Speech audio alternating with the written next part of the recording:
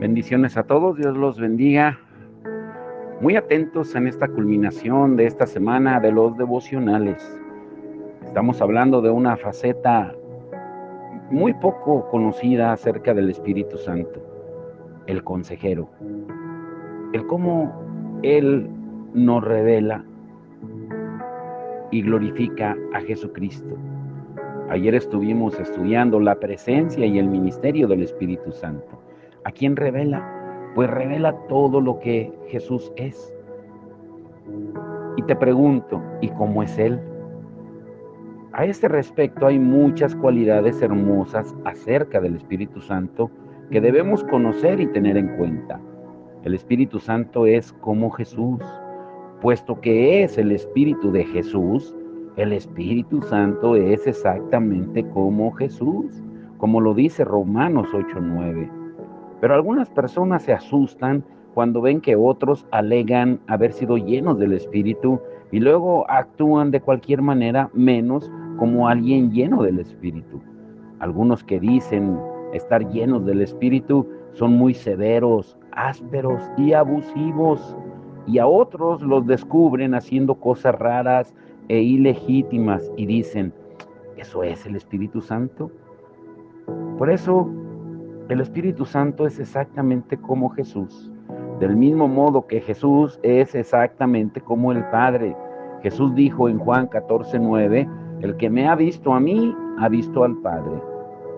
Y también añadió en Juan 16:13 y 14, pero cuando venga el Espíritu de verdad, Él os guiará a toda la verdad. Él me glorificará, porque tomará de lo mío y os lo hará saber. En esencia, lo que Jesús dijo es, el Espíritu me manifestará delante de ustedes. Ahora, ilustremos un poco más esta verdad respondiendo algunas preguntas. ¿Qué piensa el Espíritu Santo de los bebés? Jesús pensaba de los bebés lo mismo que piensa el Padre. Y el Padre debe pensar cosas maravillosas de los bebés, porque el Hijo tomó a un pequeño en sus brazos, puso su mano sobre su cabeza y dijo, Dios te bendiga, y bendijo al bebé. Y tal vez los teólogos no sepan por qué hizo eso, pero tal vez nosotros lo sepamos, que no hay nada más suave y dulce en el mundo entero que la cabecita de un bebé. Jesús puso su mano sobre esa cabecita y la bendijo en el nombre de su Padre. Pues bien, el Espíritu Santo es el Espíritu de Jesús. El Espíritu piensa de los bebés exactamente lo mismo que piensa Jesús. Y también podríamos preguntarnos, ¿qué piensa el Espíritu de los enfermos? La respuesta es, ¿qué pensaba Jesús de los enfermos? ¿Qué piensa el Espíritu de los pecadores? ¿Qué pensó Jesús de la mujer que fue sorprendida en adulterio y llevada a su presencia? El Espíritu siente exactamente lo mismo que Jesús siente respecto a todo, porque es el Espíritu de Jesús. Él responde exactamente como Jesús respondería. Imagina que Cristo Jesús, nuestro Señor, estuviera aquí, en persona. No habría nadie huyendo de Él. Las personas se acercaban a Él cuando Él estuvo en la tierra. Las madres trajeron a sus hijos, a los enfermos, los cansados, los trabajados. Todos vinieron porque Él fue la persona más carismática que jamás haya existido. Y Él mismo dijo en Mateo 11:28 y 29, vengan a mí, todos los que están trabajados, cansados, cargados, y yo les daré descanso a sus almas. Nunca vamos a encontrar a alguien que diga algo contra Jesús personalmente, porque Él fue el personaje más adorable, amoroso, bondadoso, tierno y hermoso que haya vivido en el mundo. Él fue la demostración del Espíritu Santo y así es el Espíritu. Cuando piensas en el Espíritu, piensas en Él como alguien tan lleno de gracia, amor, bondad y mansedumbre como nuestro Señor Jesucristo mismo. Pero algo que debemos saber es que el Espíritu puede ser contristado. Y puesto que Él es amoroso, bondadoso y amigable, El espíritu puede ser contristado. Lo contristamos cuando lo ignoramos, lo resistimos, dudamos de él, pecamos contra él, rehusamos obedecerle y le damos la espalda. Puede ser contristado porque es amoroso y debe existir amor para que haya dolor. Ahora, para entender un poco mejor esto, imagina que tienes un hijo de 17 años que ha empezado a descarriarse, ha rechazado tu consejo y ha querido vivir a su antojo. Y supongamos que se juntó con una joven extraña de otra parte de la ciudad y que se ha metido en líos. Recibes una llamada de la estación de policía, tu hijo y otro joven o jovencita que nunca has visto están ahí sentados con las manos esposadas. ¿Tú sabes cómo te sentirías en dicha situación? Pues te sentirías mal por el otro muchacho, pero no lo amas porque no lo conoces. En cambio, con tu propio hijo, el dolor atraviesa tu corazón como una espada, porque solo el amor puede dolerse. Si estos dos jóvenes fueran enviados a prisión, puede que compadezcas al joven extraño, pero te dolerías profundamente por el joven a quien has conocido y amado. Una madre puede dolerse porque ama. Si no amas, no puedes dolerte. Por eso Primera de Juan es una escritura muy clara. El que no ama es porque no ha conocido a Dios, porque Dios es amor. Primera de Juan 4:8. Cuando las escrituras dicen, no contristéis al Espíritu Santo de Dios en Efesios 4:30, quiere decirnos que Él nos ama tanto que cuando lo ofendemos, Él se aflige. Cuando lo ignoramos, Él se duele. Cuando dudamos de Él, lo contristamos. Gracias a Dios que podemos agradarlo siendo obedientes y creyendo. Cuando le agradamos, Él responde tal como lo haría un padre complacido o una madre amorosa. Y Él reacciona frente a nosotros porque nos ama. Esa es la tragedia y la desgracia del momento, que descuidamos a la persona más importante que puede existir en medio de nosotros, el Espíritu Santo de Dios. Y luego, para compensar su ausencia, tenemos que hacer algo que sustente nuestro propio espíritu. Y déjame recordarte que hay iglesias tan alejadas de las manos de Dios que si el Espíritu Santo las abandonara, ni cuenta se darían de eso durante meses o tal vez años. Una vez dije esto en un mensaje y al día siguiente una hermana me llamó y me dijo que había estado presente en nuestro servicio y dijo, yo pertenezco a otra iglesia y lo escuché decir que hay iglesias a las que el Espíritu podría abandonar sin que ellas lo notaran. Y luego me dijo, quiero decirle que eso es lo que ha sucedido en nuestra iglesia. Lo hemos rechazado tantas veces en nuestra congregación que se ha ido. Ya no está ahí. Y la voz de la mujer era tierna y no había malicia ni ánimo de crítica en ella. No sé si ella estaba en lo cierto, porque dudo que el Espíritu de Dios abandone una iglesia por completo, pero sí puede contristarse, apagarse, por decirlo de alguna manera, irse a dormir. Como el Salvador cuando estaba dormido en un rincón de la barca, cuando estaban en medio de la tormenta en Marcos 5. Se le puede descuidar e ignorar al punto de que no puede manifestarse, y eso puede suceder repetidamente. Ahora debemos asegurarnos que ese es el asunto más importante en el mundo, que este bendito Espíritu Santo está esperando ahora y puede estar contigo en este instante. Jesús en su cuerpo está a la diestra de Dios Padre Todopoderoso intercediendo por nosotros, y Él estará ahí hasta que vuelva. Pero Él dijo que enviaría a otro consolador, y es el Espíritu Santo, su Espíritu. No podemos ser todo lo que deberíamos ser para Dios si no creemos y abrazamos las palabras de Jesús.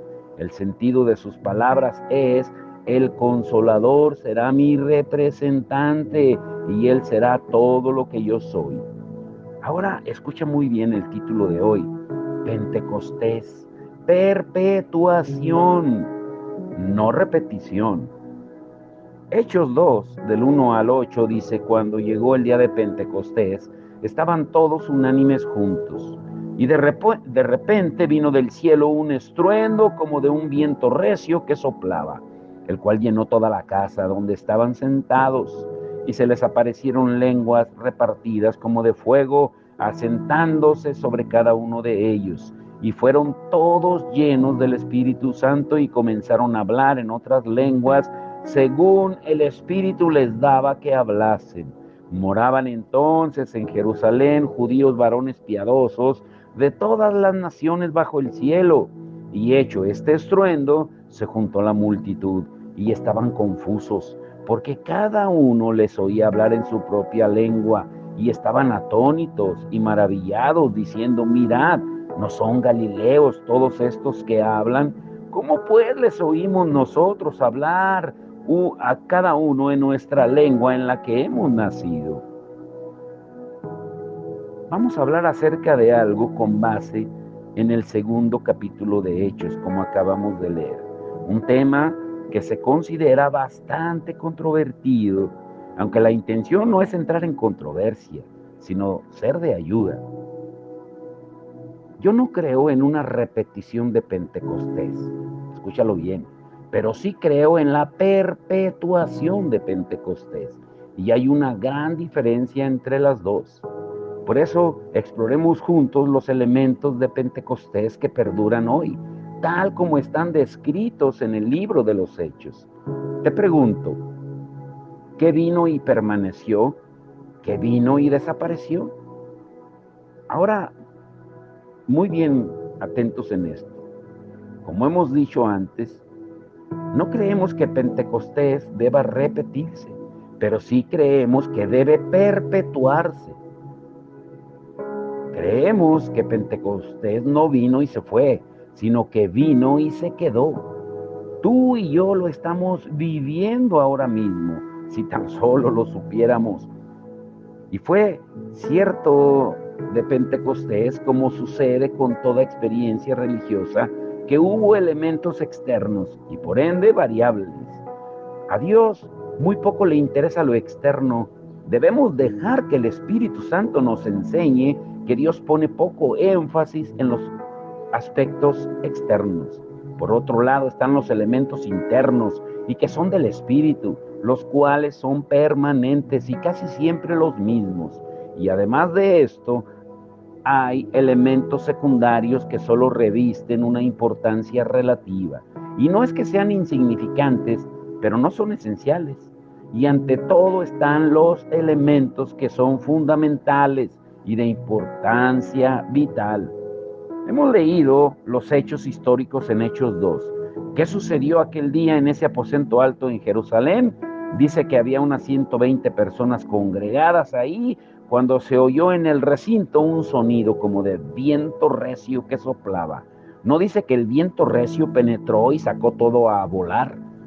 ¿Alguna vez has escuchado un sonido que te hiciera pensar que soplaba un fuerte viento en algún lugar?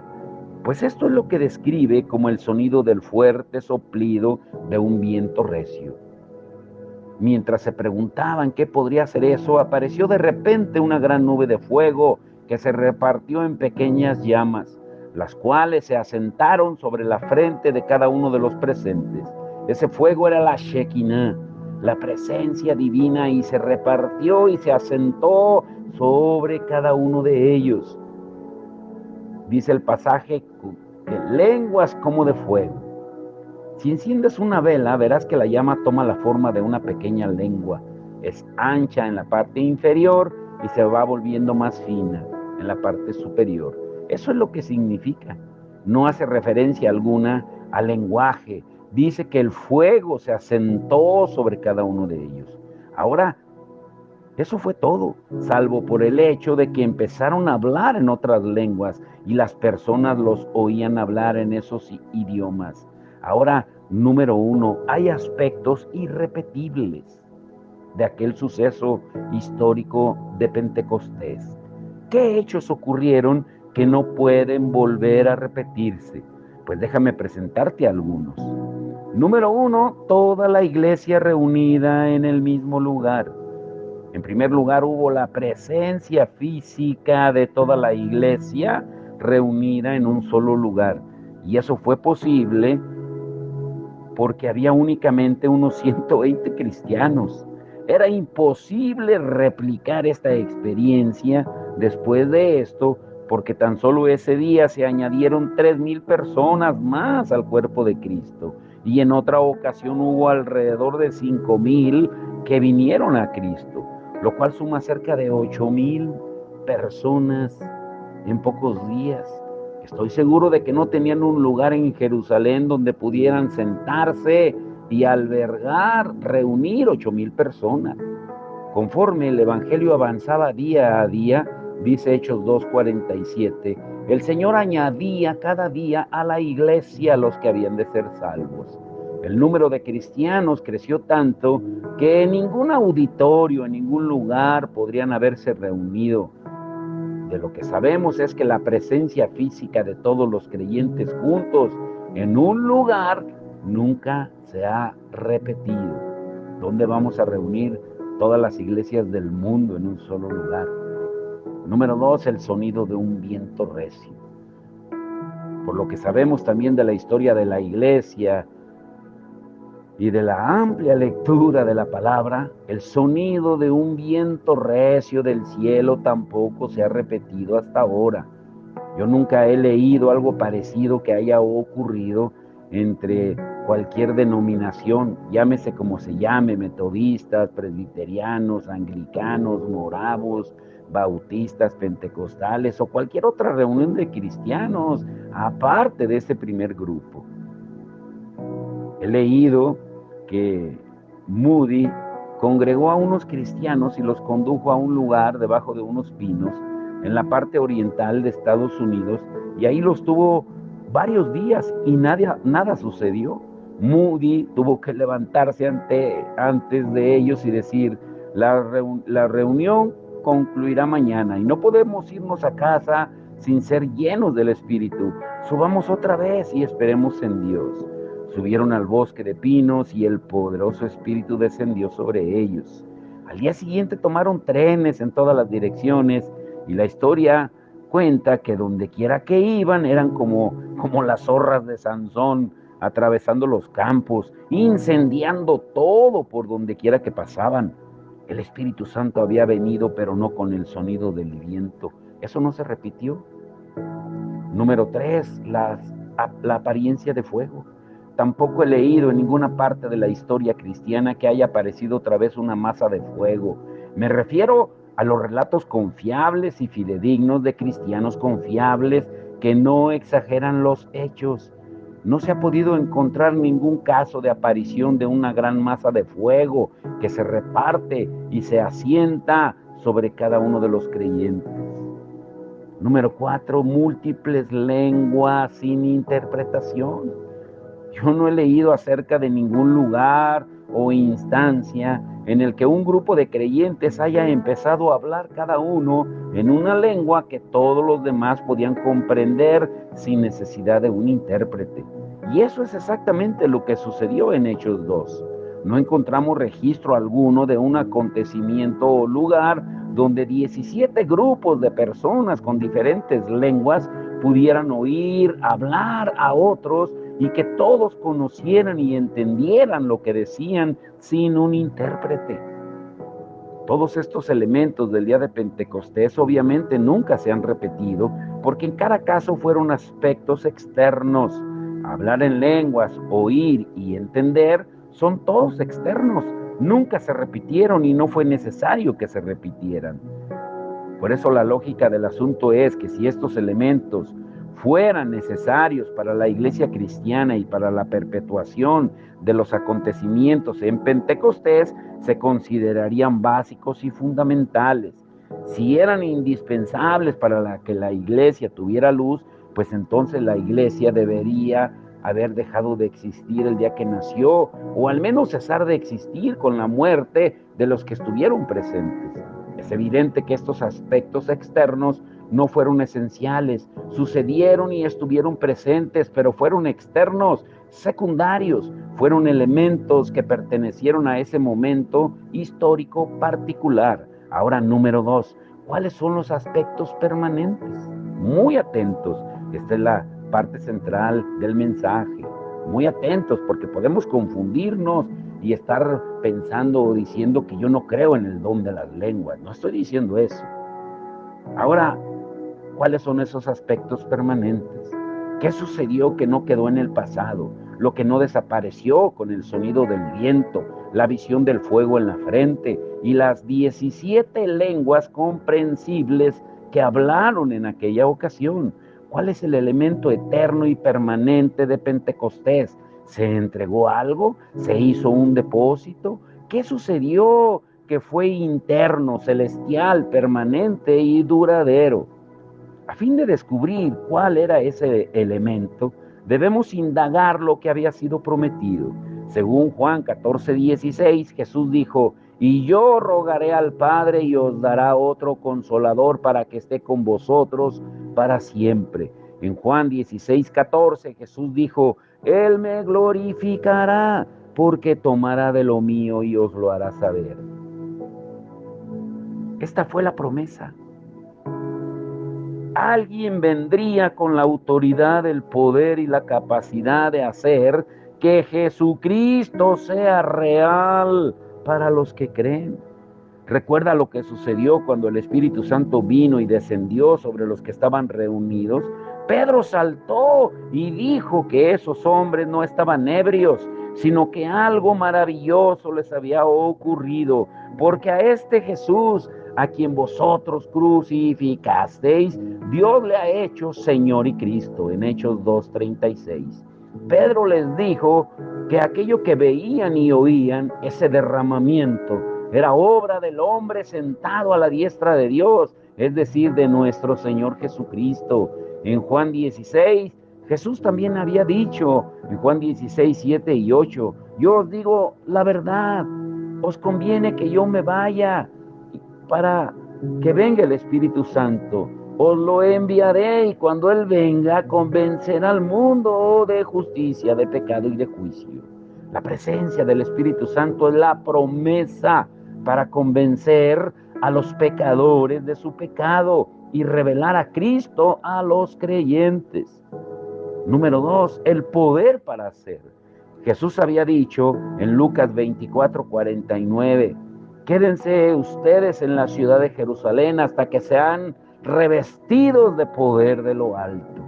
Una definición de la palabra poder, ya la hemos estudiado, es la capacidad de hacer algo, dado que es la palabra griega que da origen al término dinamita, dunamis.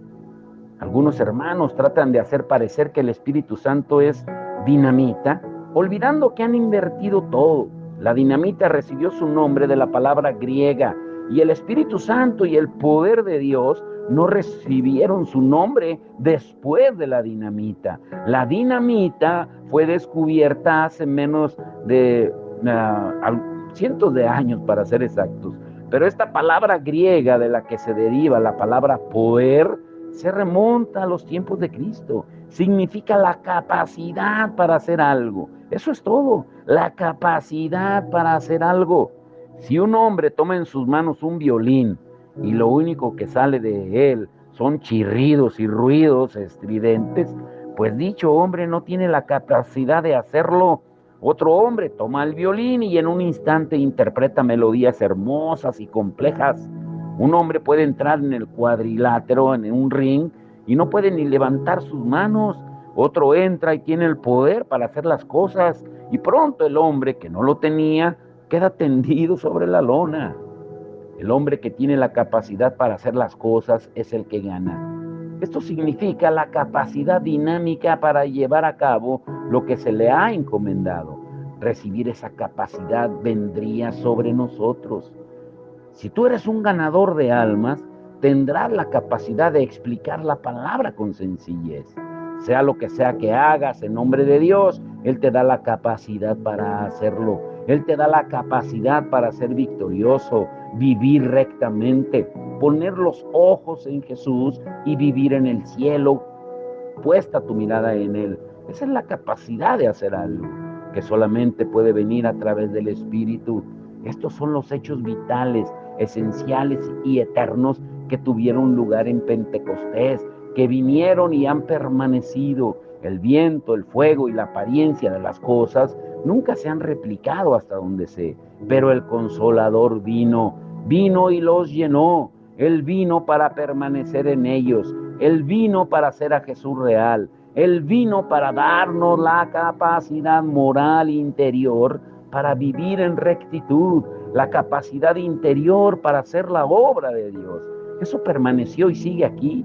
Si no lo tenemos es porque nos han enseñado mal, nos han infundido miedo. Algún maestro nos ha hecho temer esa verdad, o algún cristiano o líder o pastor nos han desanimado acerca del Espíritu Santo. Ahora, para concluir, escucha muy bien esto. Quiero también señalar algo más aquí.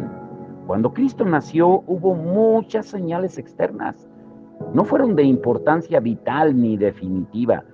Cuando Cristo nació, los ángeles fueron mortificados y vinieron, pero Él hubiera podido nacer con o sin ellos. Cuando Cristo vino, nació en un pesebre y hubo toda clase de circunstancias externas, pero hay un gran hecho vital que nunca ha sido revertido. Él nació, Él vino al mundo, se hizo carne y habitó entre nosotros, como dice Juan 1:14, y el Verbo se hizo carne y habitó entre nosotros. Él vino y se vistió de nuestra naturaleza humana, y la palabra se hizo carne para redimir a la humanidad en la cruz. Ese hecho fue ocurrido y permanece para siempre. Las otras circunstancias externas no son importantes, son los aspectos internos los que importan. Miles de personas sintieron el poder salvador de Cristo sin haber visto a los ángeles, y miles que nunca vieron a los sabios de Oriente experimentaron su toque sanador. Por eso, consideremos pues que este es el significado eterno de Hechos 2, que el Consolador vino. La deidad está en medio de nosotros. Dios se ha dado a sí mismo a nosotros. La esencia de la deidad ha sido derramada, dice Hechos 2:33. Así que exaltado por la diestra de Dios y habiendo recibido del Padre la promesa del Espíritu Santo, ha derramado esto que ustedes ven y oyen.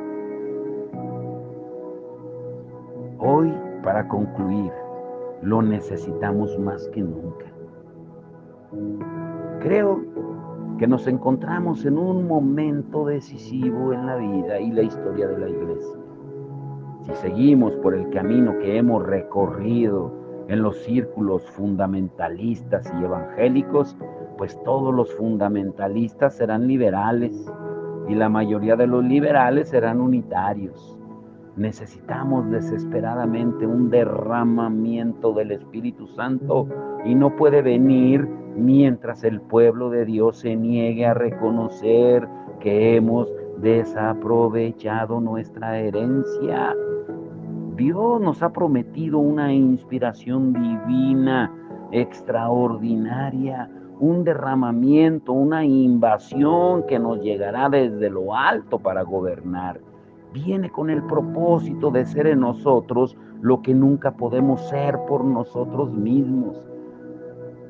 Si quisiéramos escribir canciones o sonetos comparables o algo, cuentos, literatura, tenemos que tener al Espíritu. Por ejemplo, si quiero componer un soneto como Shakespeare, tendría que tener el espíritu de Shakespeare, el intelecto de Shakespeare. Tendría que entrar en mi personalidad, porque si tú y yo intentáramos escribir algo, pues no pasaríamos de una frase. Si quisiéramos componer música como Bach, tendríamos que tener el espíritu de Bach. Si quisieras ser un estadista como Gladstone, tendrías que tener el espíritu de Gladstone. Ahora, si vamos a reproducir a Cristo sobre la tierra y ser como Cristo y demostrar a Cristo, ¿qué vamos a necesitar antes que nada? Necesitamos tener al Espíritu de Cristo. Si vamos a ser hijos de Dios, debemos tener el Espíritu del Padre que respire en nuestros corazones y respire a través de nosotros. Por eso debemos tener el Espíritu de Dios. Por eso la iglesia debe tener el Espíritu de Cristo. La iglesia está llamada a vivir por encima de su propia capacidad. Está llamada a vivir en un plano tan elevado que ningún ser humano pueda vivir de ese modo en su propia capacidad y fuerza. El cristiano más humilde está llamado a vivir un milagro, una vida moral y espiritual de tal intensidad y pureza que ningún ser humano puede lograrlo. Y solo Jesucristo puede hacerlo. Él quiere que el Espíritu de Cristo venga sobre su pueblo. Esta inspiración divina de lo alto nos debe afectar mental, moral y espiritualmente. Y te dejo con esta pregunta para la siguiente semana. ¿Cómo debemos prepararnos para la obra de Dios en medio de nosotros por su Espíritu? Te lo repetiré otra vez. ¿Cómo debemos prepararnos para la obra de Dios en medio de nosotros por su Espíritu? Ay, Señor, que Dios a través de su Espíritu Santo nos ayude. Ahora escucha, ¿qué veremos el domingo? Pues la segunda parte. Dependientes del Espíritu Santo. Uy, estará hermoso. Su palabra nos va a confrontar. Por eso es tiempo que volvamos a la esencia y que entendamos que Pentecostés es una perpetuación, no una repetición. El Señor ya lo hizo. Él no volverá a hacer lo que ya hizo. Por eso Él, cuando estaba en la cruz, Él dijo, consumado es. Y también se refería a la promesa de su Espíritu Santo. Vamos a orar. Padre, en el nombre de Jesús, te damos todo el honor y la gloria. Gracias por tu amor, tu misericordia, Señor. Y hoy te rogamos por esa reunión de la Alianza de Salamanca con los pastores, que haya unidad, que haya acuerdos, Señor, en tus asuntos, en tus negocios, que no pensemos en nuestras denominaciones, en nuestros pequeños reinos, sino en el reino tuyo, en alcanzar las almas para ti, Señor. Derriba todo altar de egoísmo, de presunción, de protagonismo que se quiera levantar en esa reunión, donde solamente el único que tiene que ser levantado y exaltado eres tú, Señor Jesucristo. Señor, y también te rogamos que tú te glorifiques en los servicios este domingo, que traigas a aquellos que están dudando, que sea tu Espíritu Santo cumpliendo la función, convenciendo de pecado, justicia y juicio a todos aquellos que están tibios, que están fríos, aún a los que están calientes, que se apasionen más por tu palabra, Señor. Te damos todo el honor y la gloria y te damos las gracias por manifestar tu amor, tu gracia y tu misericordia, que es nueva cada mañana. Te damos todo el honor y la gloria a ti, Señor, por todas tus bondades y misericordias en nuestras familias, en cada uno de nosotros. Gracias en el nombre de Jesús. Amén y amén.